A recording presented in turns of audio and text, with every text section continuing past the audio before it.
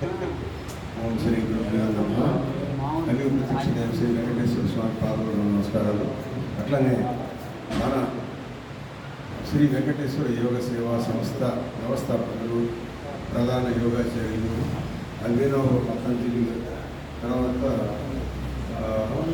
పోలీసులు, ఇట్లా చాలా విధులు ఉన్నాయి వారికి. డాక్టర్ శ్రీ వెంకటేశ్వర గురించి పాదములకు నమస్కారాలు. 32 సంవత్సరాల క్రితం ఒక విత్తనం నాటారు మన వెంకటేశ్వర గురించి. ఆ విత్తనం పేరు వెంకటేశ్వర యోగ సేవా సంస్థ మంగళగిరిలో ఆ విత్తనం నాటారు.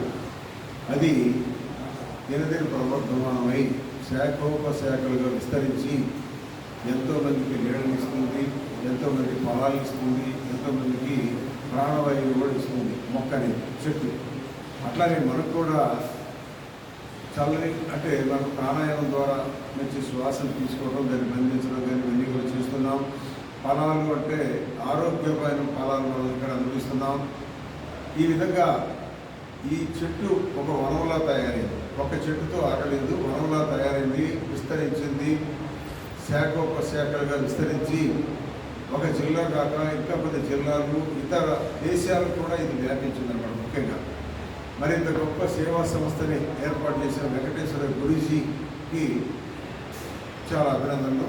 ముఖ్యంగా ఒకే ఒక్క మనిషి ఒక శక్తిగా మారడానికి ఇది మనకి ఉదాహరణగా కనపడుతుంది. ఒక్కరే అనారోగ్యవంతులుగా యోగా నేర్చుకుని ఆరోగ్యవంతులై వారి గురువు గారికి ఇచ్చిన మాట ప్రకారం గురుదక్షిణగా భావించుకొని ఆ మాట ప్రకారం ఈ వెంకటేశ్వర వారు MA గోల్డ్ మెడలిస్ట్ ఇవన్నీ కూడా సాధించిన తర్వాత గురువు గారికి ఇచ్చిన మాటను గుర్తు చేసుకొని శ్రీ వెంకటేశ్వర యోగ సేవా కేంద్రం అనే సంస్థని మంగళగిరిలో CK బాబు కాలేజీలో మొట్టమొదటిగా స్టార్ట్ చేశారు. ఇక అయితే మొదటగా పెద్దగా దీని మీద అవగాహన లేదు జనాభాకి ఎవరికి కూడా. తక్కువ మంది వచ్చేవాళ్ళు అయిన మొక్కవని ధైర్యంతో పట్టుదల కార్యదీక్షతోటి ముందుకు నడిచి ఈ విధంగా తృప్తికరంగా చేయడమే కాక వారి అక్కడ నేర్చుకున్న వాళ్ళ యొక్క బంధువులకి చెప్పడము, తెనాలి, గుంటూరు, విజయవాడ, నరసరావుపేట, శంకులూరుపేట, గుంటూరు ఇట్లా ప్రతి ప్రాంతంలో కూడా వీరు నేర్చుకున్న వారి ద్వారా గురువు గారు కూడా వెళ్ళి ప్రత్యక్షంగా మొదలుగా వెళ్ళి ఎంతోమందిని ఆరోగ్యవంతులు తయారు చేశారు. మరి వారొక్కరే ఎంతోమందికి నేర్పడం జరిగింది. కానీ మన వెంకటేశ్వర యోగ గురించి శ్రీకృష్ణ పరమాత్మకు అయితే కాదు, ఎందుకంటే అన్ని చోట్ల ఒకే టైంలో ప్రత్యక్షం అవడానికి. అందుకే ఒకటి ఆలోచించారు, నేను ఒక్కరినైతే ఇంతమందికి న్యాయం చేయడం కష్టం, కాబట్టి నా ద్వారా ఎవరైతే బాగా నేర్చుకున్నారో, వాళ్ళు బాగా అవగాహన ఉన్నారో వాళ్ళు తరిపించేసి గురువులుగా ట్రైనింగ్ ఇచ్చేసి ఇంకా ముందుకు ఈ సంస్థను ముందుకు నడిపించవచ్చు అనే ఒక ఆలోచన రావడము.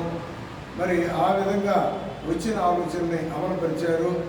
మొట్టమొదటిగా కొంతమంది గురువులు, ఆ తర్వాత ఎక్కువ మంది గురువులు, తర్వాత ఇప్పుడు ఈ సంస్థలో 50 మంది గురువులు ఎన్నో ప్రాంతాల్లో గురువు గారు అంత గొప్పగా చెప్పారు. ఏదో కొంత ఈ సంస్థని ముందుకు నడిపించడంలో వారి ప్రతిభా పాఠాలు కూడా దీంట్లో కనపడుతున్నాయి. ఈ సంస్థ మరి ఈ విధంగా అభివృద్ధి చెందింది అంటే ఎంతో నిస్వార్థంతో డబ్బులు గడించాలనే స్వార్థం లేదు ఇక్కడ. సమయం వెచ్చించాలి, నలుగురి కోసం ఉపయోగపడాలి, మనం ఆరోగ్యంగా ఉండాలి. ఈ సంస్థ యొక్క ముఖ్యమైన ఉద్దేశం అదే.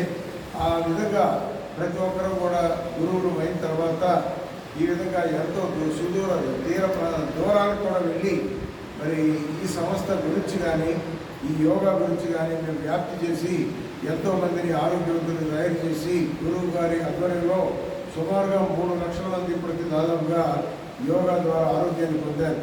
ఒక ఆరోగ్యం ఒకటే కాదు, మానసిక ప్రశాంతత, ఆధ్యాత్మిక చింతన, మనిషి జీవితం భవిష్యత్తు ఎట్లా ఉండాలి, ఏ విధంగా ముందుకు వెళ్ళాలి, ఈ ధనమే ప్రధానం కాదు, ఆరోగ్యాన్ని చేజిక్కించుకోవాలి, ఆరోగ్యం ద్వారా మనం గొప్ప స్థితికి వెళ్ళవచ్చు అని చెప్పి వారు మనకి ఏర్పాటు చేసిన గొప్ప విద్య ద్వారా ఎంతోమందిని చైతన్యపరిచాం అన్నమాట.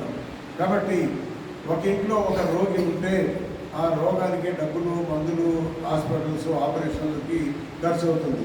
అదే ఆ ఇంట్లో అందరూ ఆరోగ్యవంతులు ఉంటే వారి అభివృద్ధి ఖర్చు అవుతుంది అన్నమాట. డబ్బులు అభివృద్ధిగా డెవలప్ అవడానికి అవకాశాలు ఉంటాయి.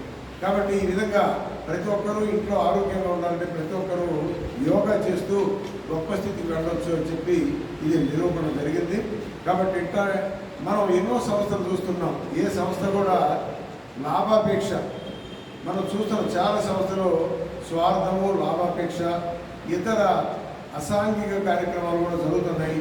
కానీ మరి ఏకైక ఒకే ఒక్క సంస్థ ఎంతో ప్రేమతో, ఆప్యాయతతో, సోదరీ భావంతో గొప్ప స్థితికి వచ్చిన సంస్థ, నిస్వార్థం లేని సంస్థ, అందరికీ ఆరోగ్యాన్ని పెంచే సంస్థ. కాబట్టి ఇట్లాంటి సంస్థ అనేది ఎక్కడా కూడా మనం భూతద్దం పెట్టినా వెతికినా కానీ మనకు కనపడదు. అట్లాంటి గొప్ప సంస్థను ఏర్పాటు చేసిన వెంకటేశ్వరయ్య గురూజీ మరి మనకి స్ఫూర్తిదాయకం. వారికి ఒక్కసారి గట్టిగా